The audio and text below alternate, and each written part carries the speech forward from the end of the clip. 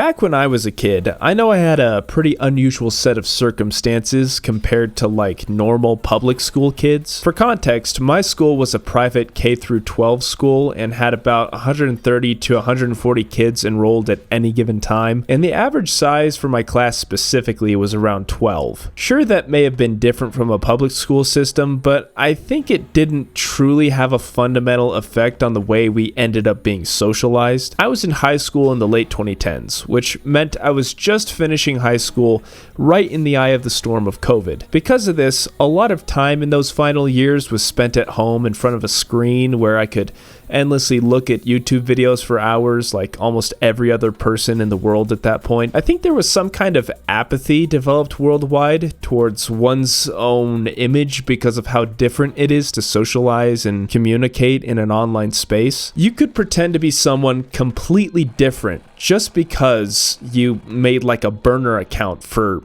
any given website. You could alter images of yourself to look rich or attractive or whatever else you would have wanted. You could become part of communities that nobody would ever be willing to admit being a part of in public. You could give money to random people and you could take money from random people too, all while being almost completely isolated and sedentary. Now that COVID has passed, people now more than ever are yearning and subsequently asking the world to let them be whoever they descended into being during COVID. It's this fundamental isolation from society at large, at least in an in-person way, that has caused people to become not necessarily in a negative sense, but also necessarily in a negative sense because I'm seeing a majority of people having like a negative effect because of this, become genuinely unusual people as compared to, I guess, the entirety of human history, even with all of the inclusions of,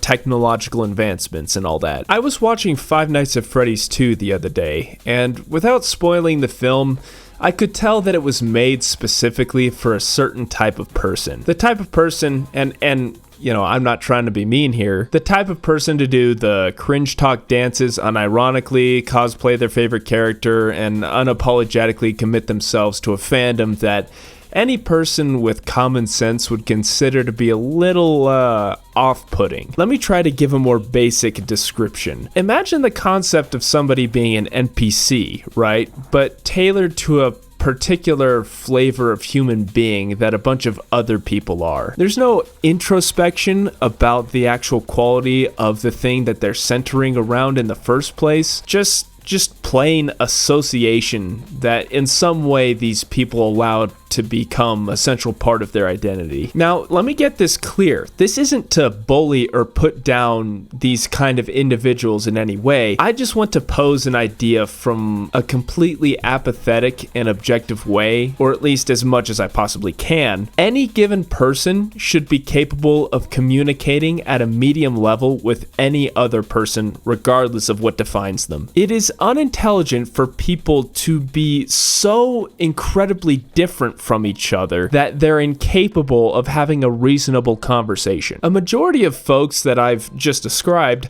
have spent so much time involving themselves with a fandom and like a pseudo parasocial association with each other that when they do get out into the world to converse with folks outside of their bubble, they have a fundamental deficiency in communication. The concept of being part of a community is fine, right? I'm not attacking that. But when it's centered around the subject at hand too heavily and not on the people participating in it, it becomes detrimental to society at large. Like, imagine somebody that's part of, let's say, a streamer's community. When a lot of people are concentrated around one singular person with the freedom to communicate with each other about it in a public setting, like a chat, right? The people who are the most vocal about whatever the subject is tend to lead the way in the way that people in general in that community actually feel about the subject. Now, if that person who is the most vocal is a degenerate, right, and they can get away with it because there's no actual physical consequences for them being a piece of shit online, they can cause the other people in the community to become just as, what's a good way, like antisocial or problematic as they are, just because they think that there's strength in numbers. It's a mob mentality thing. This isn't specifically related to this subject, but it is adjacent. If you guys remember, the streamer Emiru was assaulted not long ago at TwitchCon.